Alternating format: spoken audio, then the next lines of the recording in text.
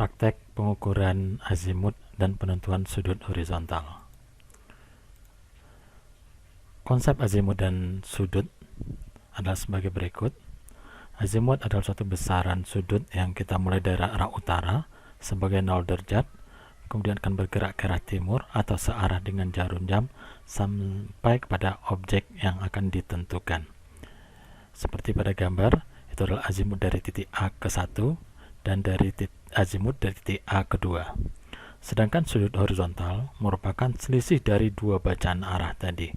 Jadi sudut di titik A itu merupakan selisih dari bacaan azimut dari A ke 2 dikurangi dari bacaan azimut A ke 1, sehingga diperoleh berapa besaran sudut horizontal di titik A.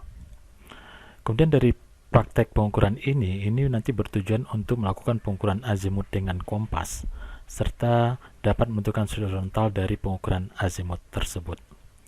Peralatan yang kita gunakan terdiri dari alat pengukur jarak berupa meteran, kemudian alat pengukur arah atau azimut berupa kompas secara digital, kemudian alat gambar dan alat tulis untuk melakukan penyajian hasil pengukuran lapangan. Langkah pengukuran di lapangan dapat kita lakukan sebagai berikut.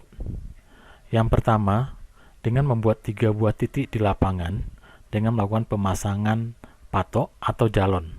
Misalkan di titik A, di titik B, dan titik C.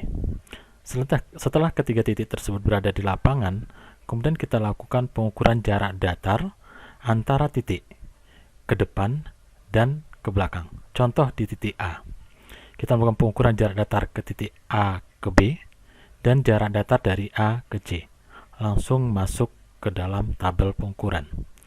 Kemudian tahapan berikutnya, melakukan pengukuran azimut di titik A, pengukuran ke depan ke titik B, alfa AB, dan pengukuran ke titik belakang, alfa AC. Kedua data tersebut masukkan ke dalam tabel. Itu pengukuran di titik A. Kemudian selanjutnya kita lakukan pengukuran di titik B. Pengukuran yang sama, kita lakukan pengukuran jarak datar dari B ke C, dan pengukuran jarak datar ke belakang dari B ke A. Masukkan ke dalam tabel. Tahapan berikutnya, melakukan pengukuran azimut di titik B, pengukuran azimut ke depan ke titik BC, alfa BC, dan pengukuran ke belakang, alfa BA. Kita lakukan hal yang sama untuk berikutnya untuk pengukuran di titik C. Semua data dimasukkan ke dalam tabel. Setelah pengukuran selesai, kita lakukan dengan pengolahan data.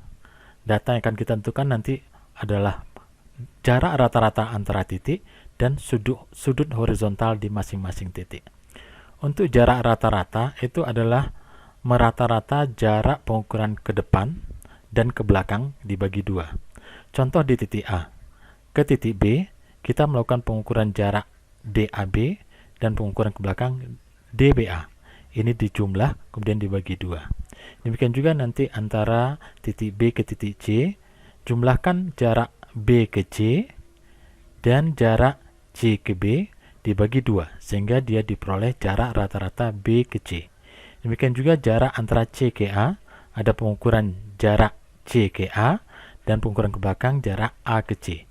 Dijumlah dibagi 2, sehingga nanti diperoleh jarak rata-rata A ke B, B ke C, dan C ke A. Kemudian, untuk menghitung sudut horizontal, kita melakukan penghitungan data dari selisih pembacaan azimut ke belakang dikurangi azimut ke depan. Contoh, sudut di titik A, sudut horizontal titik A merupakan pengurangan dari azimut A ke C dikurangi azimut A ke B.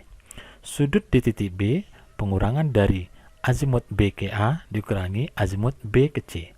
Terakhir, sudut di titik C merupakan pengurangan azimut dari titik C ke B dikurangi azimut dari titik C ke A. Nah, sehingga diperoleh berapa besar sudut horizontal di masing-masing titik.